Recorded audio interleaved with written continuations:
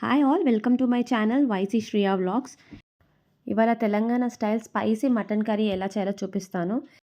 ఎవరైతే ఛానల్ని first time చూస్తున్నారో ప్లీజ్ లైక్ చేయండి, షేర్ చేయండి అండ్ సబ్స్క్రైబ్ చేయండి. ముందుగా మనం కావాల్సిన మసాలాని ప్రిపేర్ చేసుకుందాము. ఎండు కొబ్బరిని ఫ్లేమ్ మీద పెట్టి ఒక 30 సెకండ్స్ కాల్చండి. మిక్సీ జార్లోకి చెక్క, లవంగ, ఇలాచి, ధనియాలు, మినపప్పు, అలాగే ఎండు కొబ్బరి, ఒక 4 వెల్లుల్లిపాయ రెబ్బలు వేసి ఇలా మంచిగా స్మూత్గా గ్రైండ్ చేసుకోండి. మరీ ఎక్కువ పౌడర్లా చేయకండి. పాన్ పెట్టుకొని ఇప్పుడు ఆయిల్ వేసుకోండి. నాన్ వెజ్ కర్రీస్ ఎప్పుడైనా సరే కొంచెం ఆయిల్ ఎక్కువే వేయండి.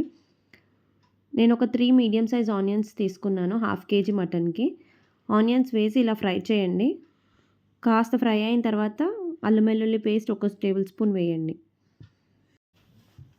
ఈ మసాలా అలాగే అల్లం వెల్లుల్లి పేస్ట్ మీరు ఎప్పుడైతే కర్రీ చేస్తారో ఆ రోజే చేసుకోండి. అప్పుడే ఫ్రెష్‌గా టేస్ట్ బావుంటది. పచ్చివాసన పోయే వరకు ఆయిల్‌లో మంచిగా ఫ్రై చేయండి.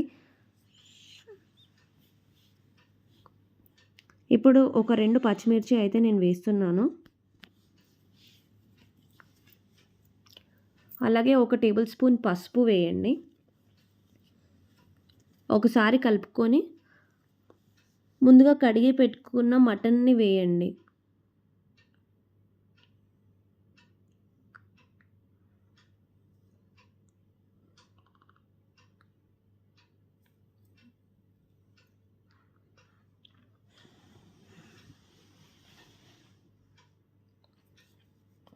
ఒకసారి కలుపుకొని మటన్‌లోని వాటర్ అంతా బయటికొచ్చి అలాగే ఆయిల్ అంతా పైకొచ్చే వరకు ఒక 2 నిమిషాలు కుక్ అవ్వనివ్వండి.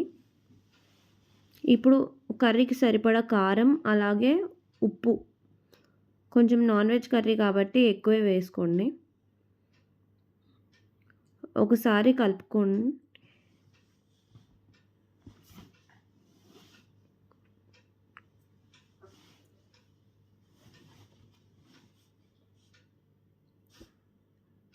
ఇలా ఈవెన్‌గా అంతా కలిపిన తర్వాత ఒక 5 నిమిషాలు మూత పెట్టుకొని సిమ్‌లో ఉడికించండి. చూడండి ఆయిల్ అంతా ఎలా పైకొస్తుందో.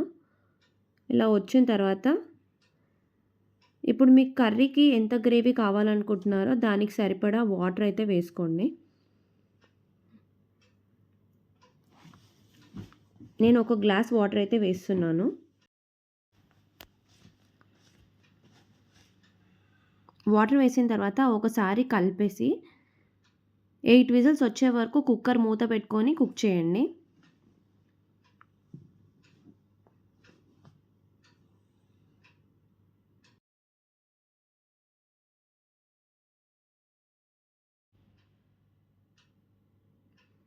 కుక్కర్‌లోని ప్రెషర్ అంతా పోయిన తర్వాతనే లిడ్ అనేది ఓపెన్ చేయండి.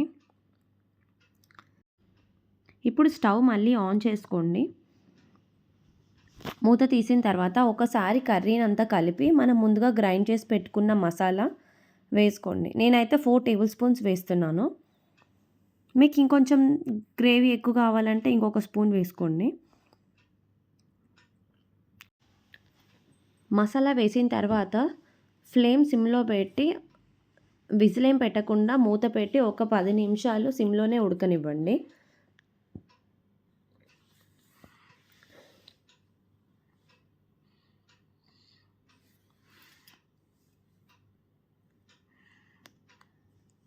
ఇప్పుడు ఓపెన్ చేశాక కొత్తిమీర వేసి కలిపేసిన తర్వాత ఒకసారి పీస్ ఉడికిందా లేదా మీరు చెక్ చేయండి. ఒకవేళ మీకు ఉడకలేదు అనిపిస్తే ఇంకొక 2 విజిల్లు పెట్టుకోండి. చూసారు కదా కర్రీలో ఆయిల్ అంతా పైకి ఎలా వచ్చేసిందో. ఒక 10 నిమిషాలు ఉడికితే ఇలా వస్తది. మీరు ఈ కర్రీని ప్రిపేర్ చేసి ఎలా ఉందో నాకు కామెంట్స్‌లో పోస్ట్ చేయండి. Thanks for watching.